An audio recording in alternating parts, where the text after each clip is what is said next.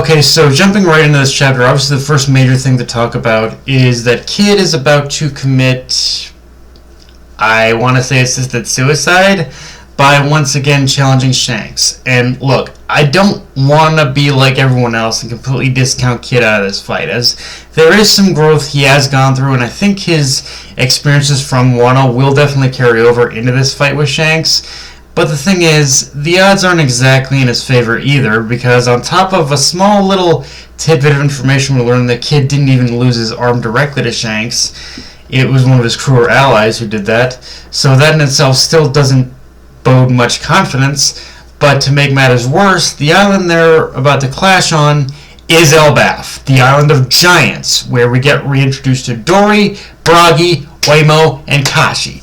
Which, again, credit where it's due, Wano did teach Kid a few lessons about fighting giant opponents, but the thing is, it's one thing to face one or two of these guys, it's another to face four of them, and for however much it's been proven that a giant's size can be used against them, I have to assume these four giants in particular have learned from their own experiences and how to combat that weakness. So regardless of what, this isn't going to be easy for Kid, but even beyond the technicals and semantics of it, Shanks already kind of has that main character narrative advantage here. Like, there's kind of this built-in expectation within the story that while he's not free from death in this series, I personally do think there is going to be a point where pretty much Shanks dies, but in that same way, there's kind of this expected time and place of when that's supposed to happen,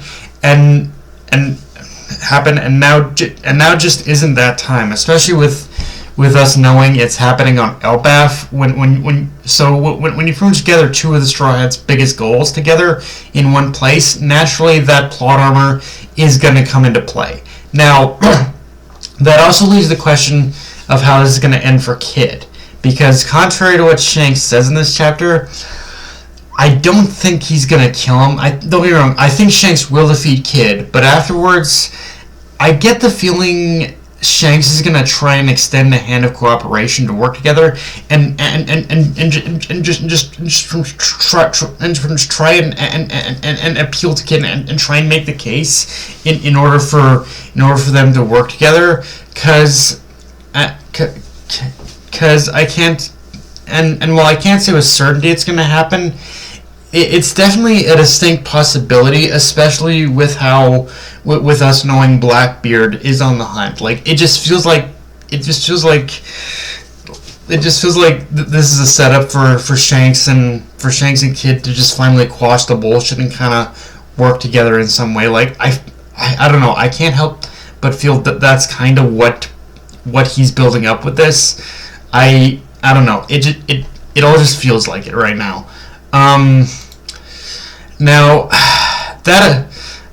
all that aside, though, the chapter from there pretty much keeps itself self-contained to Egghead, where we see Luffy and Zoro team up with Lucci and Kaku to defeat the Seraphim. And one thing I did like about this whole scene is how Zoro immediately catches on to the fact that the Seraphim don't have just one technique, but multiple from different opponents they face across the Grand Line, as shown when one of the Seraphim used Daz Bones as like dice fruit. And it gives us an idea of just how much more powerful these Seraphim really are compared to the normal pacifista.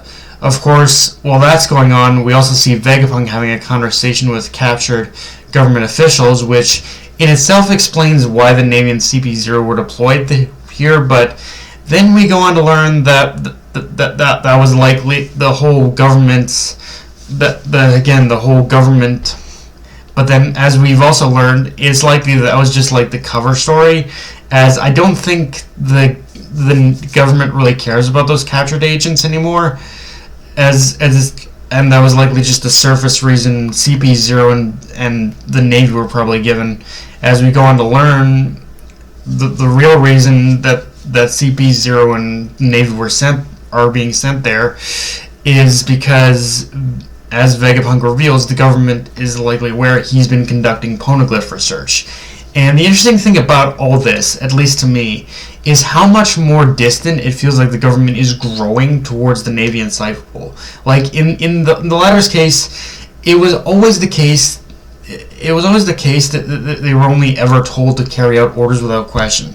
But even in the case of like water saving Nami's lobby incident with CP9, when Rob Lucci and Kaku were part of CP9, they were at least given a basic understanding of what their mission was. Whereas in this case, it's just looking more and more like the government is actively keeping information from CP0, because it feels like Lucci and Kaku this entire time know very little of what their mission is and are just kind of fumbling around in the dark, which in itself tells me we're reaching that boiling point in the series where everything is just going to pop wide open, and I think it's going to happen a lot sooner than later, honestly.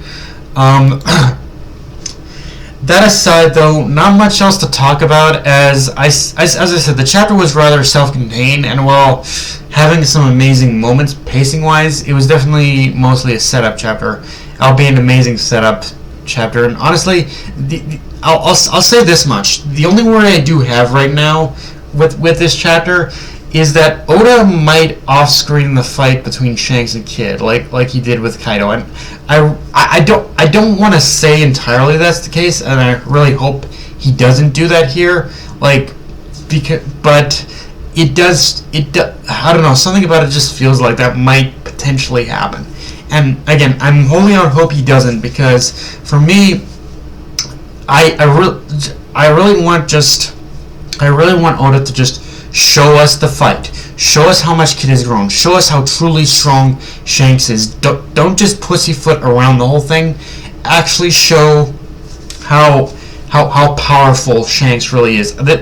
Right now, again, I don't think he is going to off-screen this, because right now this setup between Shanks and Kid is like the perfect opportunity to show why it is that Shanks is a warlord, is an emperor. Why Shanks is as powerful, as is conceived to be as powerful as he is. Like this right now is the perfect time to really show all of that in its entirety. And again, because of that, I don't think he's going to off-screen it, but there's that slight chance I am worried he will. I will say, though, I am really enjoying how much more reactionary Luffy has become. Just the fact that he got so enraged by Luffy's words saying he's going to protect Vegapunk and his friends, and then Luffy responding saying he'll just have to kill Luffy first. It's in a very comedic way. It's just a very funny dynamic, seeing just how much Lucci has emotionally changed. He's not as much of the emotional killing machine he was when we first introduced him, and by that same measure, I like how it really seems to be only Luffy who managed to get under skin and really break through those emotional barriers and say that, oh yeah, Lucci hasn't really changed that much because of Luffy in some ways, for better or worse. But yeah, not much else to say though. I will comment. I do kind of like the only thing I'll say is I do like how I definitely like the cover, like the cover art we got. It's a very simple cover art of just like a beach kind of setting, but I really like when Oda just really does very simple like cover art images like that. But yeah, guys, that's pretty much all I got for this review. If you enjoyed the video, like, comment, subscribe from on Twitter, Analyst Crunchyroll. Be sure to notification bell, subscribe button, and just everyone, guys. Dark Knight and I signing off. Later, everyone.